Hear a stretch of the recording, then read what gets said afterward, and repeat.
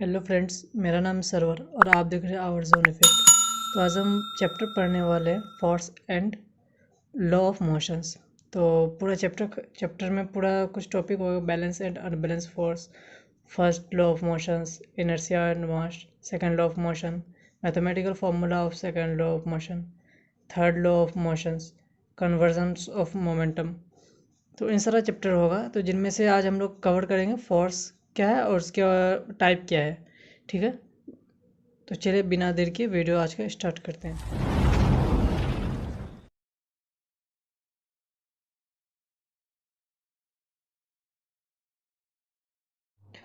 Force यानी बल। बल किसको कहता है? बोला a push and pull upon an objects resulting from the objects, यानी खींचने या धकेलने में किसी चीज़ का जो रिजल्ट आता है उसी को बोलते हैं फोर्स। फॉर एग्ज़ाम्पल, ये एक फुटबॉल है, ठीक है भाई। अब इसको धकेला या खींचा तो ये एक स्थान से दूसरी स्थान में जो आया इसी को कहते हैं फोर्स। ठीक है, इसका ऐसा मात्रक होता है न्यूटन्स। ये न्यूटन्स एक साइंटिस्ट का नाम है जिससे उन्होंने पहले फोर्स के बारे में बताया था, तो वही उसी से ये आया न्यूटन ऐसा मात्रक। तो इसको एन से सूचित किया था। और फोर्स इज इक्वल होता है M into A, M for mass, A for acceleration. लेकिन यहाँ में फिजिक्स में इंटू नहीं लिखा जाता है, ये नहीं लिखा जाता है, यहाँ डॉट दिया जाता है। ठीक है, तो F for force, M for mass of an objects. अब मास जो है तो इसका जो केजी से इसको लिखा जाता है, सूचित किया जाता है। ठीक है, और एक्सलरेशन मीटर पर सेकंड स्क्वायर। ठीक है, तो एफ इज इक्वल होता है एम ए। एम क्या हो गया? Mass of an objects and accelerations. ठीक है, तो ये था फोर्स। अब इसका दो दो पार्ट है, एक होता है बैलेंस फोर्स और दूसरा होता है अनबैलेंस फोर्स। तो बैलेंस फोर्स किसको बोलते हैं भाई? ऐसे तो नाम से ही पता चल रहा है, बैलेंस फोर्स यानी बराबरी का होगा। वो मोबाइल में रिचार्ज करने वाला बैलेंस नहीं है, इसमें ये बराबर बोल रहा है कि if a resultant of all the force acting on a body is zero, the force is called balance force. यानी बोल रहा है कि अगर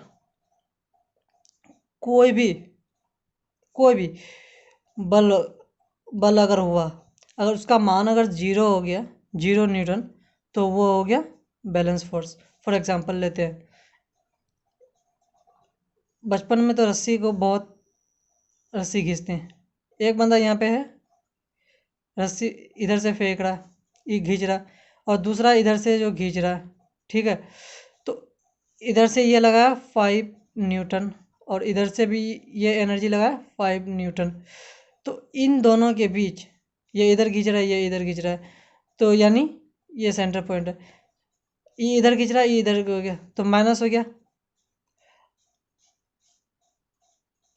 5 न्यूटन, और 5 newton is equal to zero. अब बोलेगा ये इधर से गया, इधर से गया, माइनस क्या होता है भाई? तो एक बात हमेशा याद रखना, अगर कोई भी इस दिशा में जाएगा, कोई भी एनर्जी इस दिशा में जाएगा, राइट दिशा में, तो इसका पॉजिटिव चार्ज होता है, इसको पॉजिटिव माना जाता है। और यही अगर कोई भी चीज़ या वस्तु, उसका एनर्जी अगर माइन इधर से राइट लेफ्ट की तरफ से आएगा, लिख लो ये चीज़ कॉपी में, तो इसका माइनस माइनस चार्ज होगा। तो इधर से इन्होंने 5 चार्ज लिया, 5 न्यूटन दिया, और इधर से ये आया तो माइनस हो गया, इधर से 5 न्यूटन हो गया, इज इक्वल टू जीरो। ये हो गया बैलेंस फोर्स। अब इसका दूसरा भी एग्जांपल है कि बचपन में हम लोग झूला झूलते हैं, तो स्कूल में इस तरह का कुछ झूला होता है, इधर एक बंदा बैठ के रहता है, दूसरा इधर बंदा बैठ के रहता है। जब दोनों बंदा सेम हो तो झूला ऐसे बराबर में रहता है, लेकिन जैसे ही कोई ऊपर नीचे होता है तो उसका वेट ऊपर नीचे होने लगता है।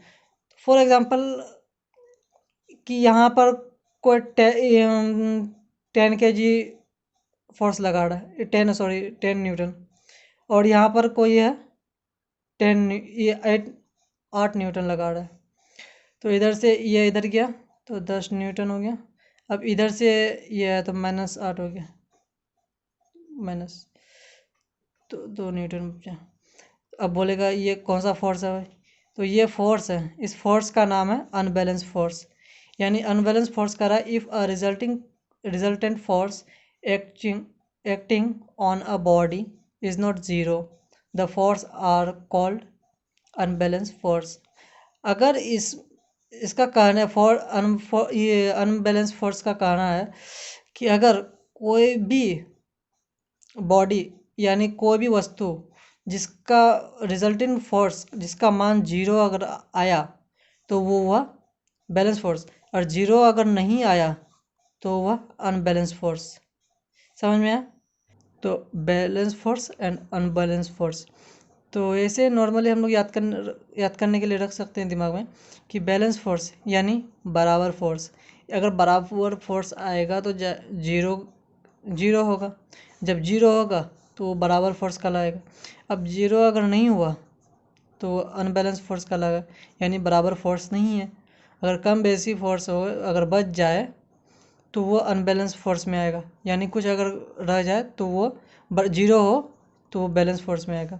जैसे कि हमने यहाँ पर आपको समझाया 10 न्यूटन है, 10 न्यूटन एनर्जी है, 8 न्यूटन एनर्जी वेस्ट करी, 2 न्यूटन बचा, तो ये हो गया अनबैलेंस फोर्स। तो यहीं तक था आज का वीडियो। आई होप कि आपको समझ में आ गया होगा। नहीं अगर समझ में आया होगा तो आप कमेंट कर सकते हैं, मैं जल्दी आपका कमेंट का रिप्लाई दूंगा।